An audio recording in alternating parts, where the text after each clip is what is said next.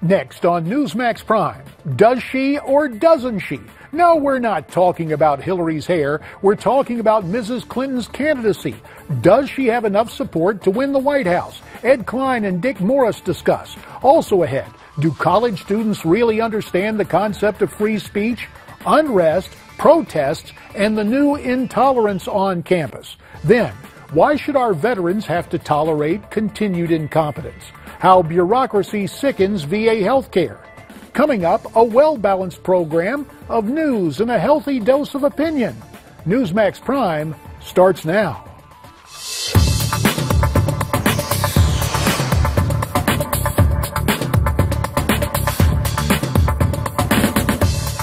Good evening and welcome to Newsmax Prime. I'm J.D. Hayworth. Of prime interest tonight, name-calling.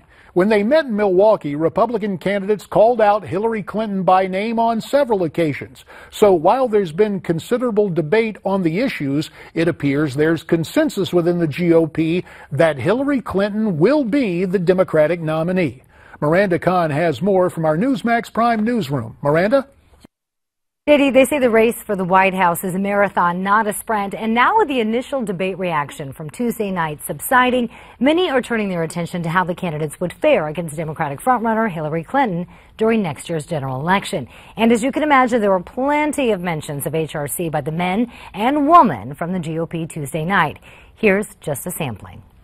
When the fall comes and we run against Hillary Clinton doesn't want 1 minute on that stage with me next September. When I look at somebody like Hillary Clinton embodies the cronyism of Washington. Carly Fiorina can beat Hillary Clinton. We cannot let Hillary Clinton, who is the worst Secretary of State in the history of our country, win this election. It may be the best that Hillary Clinton can do, but it's not the best America can do.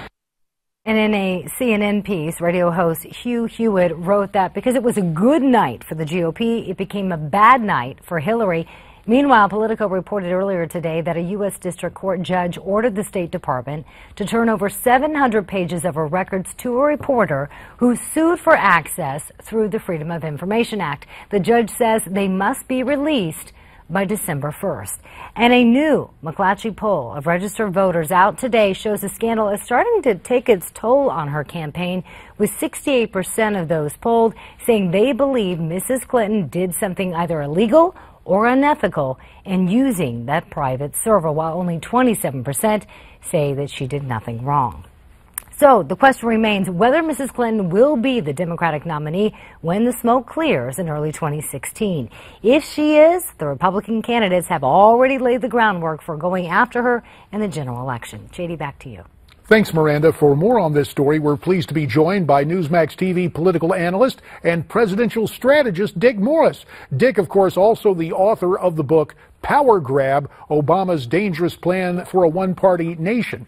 Meantime, from Newsmax New York, the former editor-in-chief of the New York Times Magazine, Ed Klein, joins us. Ed is the author of the book Unlikable, The Problem with Hillary.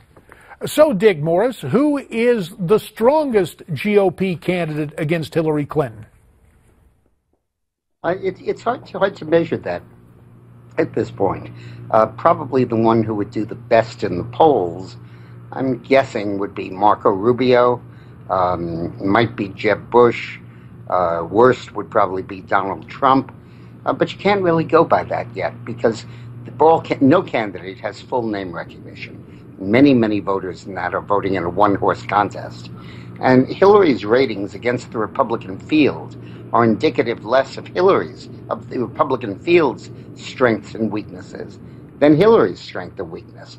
Back when Hillary was getting clobbered before the Benghazi hearings, she was losing to everybody.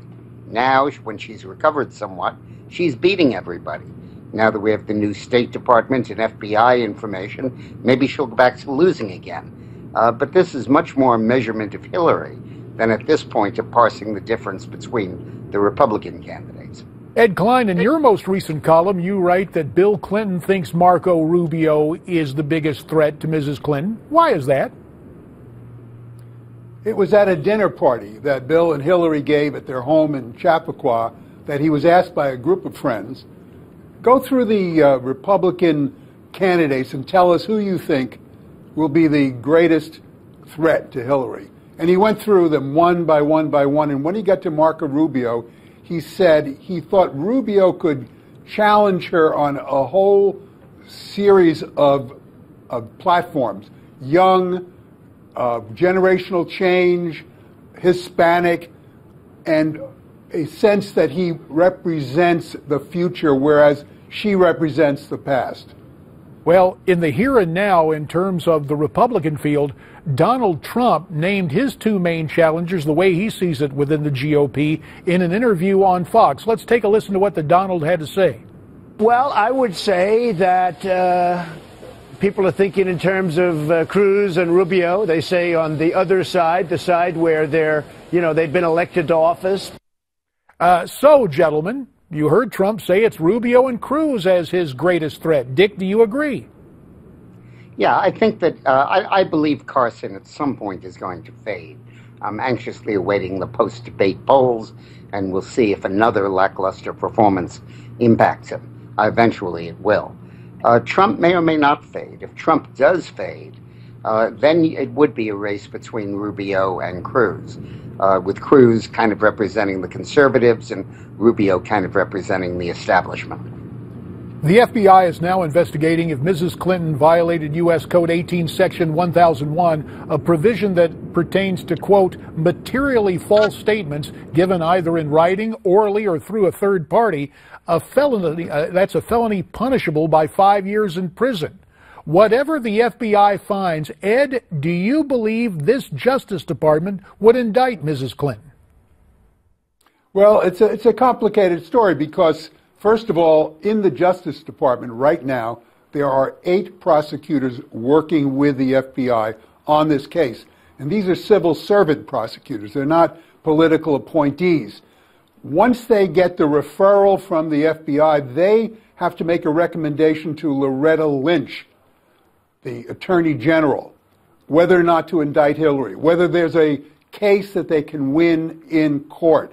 And of course, then it becomes part legal and part political, because obviously Barack Obama is going to have a lot to say about that. And in my view, based on my reporting, Barack Obama is ambivalent about this. On the one hand, he doesn't want to see Hillary in the White House. He would like to see his own kind of candidate, Biden, Elizabeth Warren. On the other hand, if Hillary is indicted, there will be a convulsion in the political system. There's no question about that. Every newspaper headline for months will be about Hillary and the indictment. It'll overwhelm the last several months of Obama's presidency and, in his view, kind of make him leave the White House under a kind of cloud. And he doesn't want that, obviously. Let's talk about numbers, and things don't appear to be clearing up for Mrs. Clinton. Miranda cited that new McClatchy poll, the McClatchy-Marist poll, indicating that a majority of Americans think that Hillary's got problems. A total of 68% think she did something wrong, either ethically or legally, with her email server. In the court of public opinion, given that perception, is her fate sealed, or can she change it during the course of a campaign, Dick Morris? I don't think she can change it. I think she can bury it a little bit beneath some dirt of negatives on her opponents and building up her own credentials. But it can always be brought to the surface and will always be there to bite her. The important thing about these data is that you could ask people, do you agree or disagree that Hillary is the worst person in the entire world? And 40% of the American people would say yes, and it might get up to 44 or 45. The question is, what happens when you get a number over than 50, where a lot of the votes she needs say that that's true? That's why the McClatchy poll is so important. 28% said she did something illegal. Well, fine, they're the Republican base. They would never vote for her anyway. But 40% said, well, it wasn't illegal, but it wasn't nothing either. It was unethical. And that indicates a real openness to negative impressions. And while I believe that Biden's failure to run makes it politically infeasible to indict Hillary Clinton, it sure doesn't stop the cavalcade and the cascade of accusations and leaks and facts coming out of this investigation. We continue to do some poll watching, but this time we're citing a new Gallup poll that indicates 53% of Americans oppose sending ground troops to fight militants in the Middle East. Ed, in your opinion, are the Clintons prepared should the whole notion of sending ground troops come up in this campaign? We heard Hillary say she doesn't want to send any. So did she get out in front of this issue? Well, I don't think she's out in front because clearly there are months and months for this primary campaign and then the presidential campaign. We don't know what is going to happen on the ground in Syria, in Iraq, what Vladimir Putin is going to do with his new ally, Iran, in that area of the world. Things can change dramatically. The next president of the United States is going to face a high level of critical decision-making about what to do regarding ISIS, because ISIS, if it continues to grow, will become a direct threat to our homeland. And I think I would not be surprised to see the next president taking a much more aggressive role with boots on the ground in that part of the world. Ed Klein at Newsmax New York. Dick Morris checking in from Pennsylvania tonight. Gentlemen, you have our thanks. And speaking of polls, we want to know who you think won the debate on Tuesday night. You can cast your vote at NewsmaxPolls.com. Once again, that's NewsmaxPolls.com. And would you care to comment on the campaign? We'd love to hear from you. Here's how you can do it. Go to NewsmaxTV.com/comments. And when we come back, what's going on at college campuses around the country? Rick Unger and Tim Jones will talk about it next.